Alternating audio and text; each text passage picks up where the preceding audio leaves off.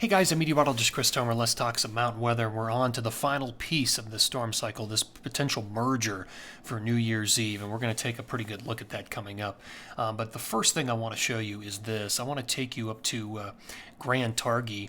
This is the live view up there. You picked up about 4 inches of snow in the last 24 hours. Of course, you've got more on the way, especially as I'm going to show you from this northern branch of this piece, this Pacific low that's going to move in, this cold front, as part of the merger. So that is Grand Targhee. Let me show you Park City. There's your view of Park City right now. Just looks a little breezy, nothing happening there now, but you will get snow from both this northern piece and the southern piece that will come together from the merger. You can see pretty busy day there at Park City, very busy at Crested Butte. Crested Butte picked up another 8 inches. It's almost 70 inches for this storm cycle, and I'm forecasting roughly another 28 to 30 by Saturday, so that's going to put you right that century mark. So we're within in that top 3 now for storm cycles. The ones I can remember, the Barry the Butte one back in January 2017 was very big. 2019, of course, had that huge run in March. But this is going to be a top 3 as it looks if this continues to play out through the end of this week. Let me show you how all this is going to come together. So there's a little low kind of sliding through Colorado today, but there's the more important low. You can see the spin off the west coast.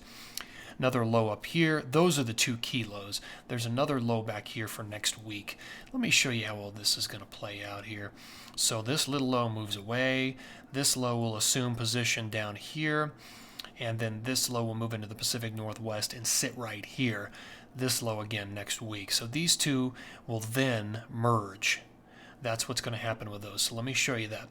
So this position and this position eventually will both come together and merge somewhere around the 4 corners. So you can see how the northern piece will affect the Tetons, the Wasatch. The southern piece will affect southern Utah, and probably brush the Wasatch, and then also move into Colorado and New Mexico. So the 2 will merge and create one last larger storm, marking the end of this storm cycle.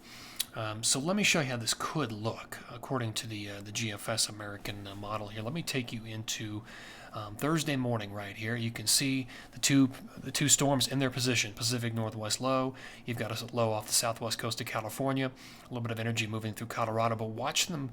And here comes the key time frame for Utah. As the 2 get closer, the snow intensifies over the Wasatch right there. Thursday afternoon, Thursday night, Friday morning. Look at the low spinning up in Colorado. So that's happening. There's a phase. There they are in phase. There's Friday morning.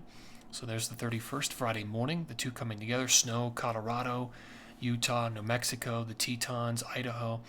And then that low gets even stronger and drops straight south over Wolf Creek by Friday night, Saturday morning. Still snowing Saturday morning in Colorado, but it will come to an end by midday, and then the low moves away. So the key time frame, Thursday afternoon, Thursday night, Friday night, Saturday morning, from Utah, Wyoming, into Colorado and New Mexico. And then there's about a 3 to 4 day break in the pattern there for the Intermountain West, and we might see some snow emerge late on the 4th, 5th, 6th, 7th, across Utah, Wyoming, and Colorado. So we'll have to wait a few days on that as it will dry out for part of next week. All right, let's look at my totals. We'll do this actually in 2 phases.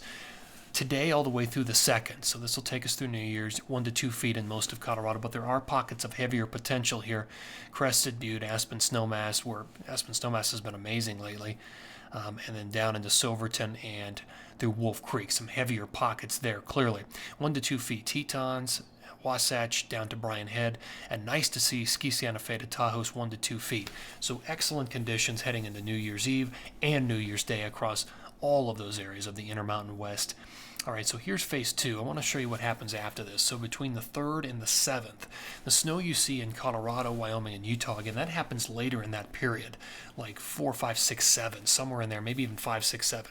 But look at the big numbers as that other low I painted out in the Pacific finally hits the west coast, and we're going to see big totals, Pacific Northwest into Tahoe and Shasta. So that's phase 2. I've got 1 plume set up here for Aspen Snowmass, and every day's been a powder day this week, and there are big days ahead. 30, 31, and 1 is the next big surge, and that, I mean, it's going to be outstanding.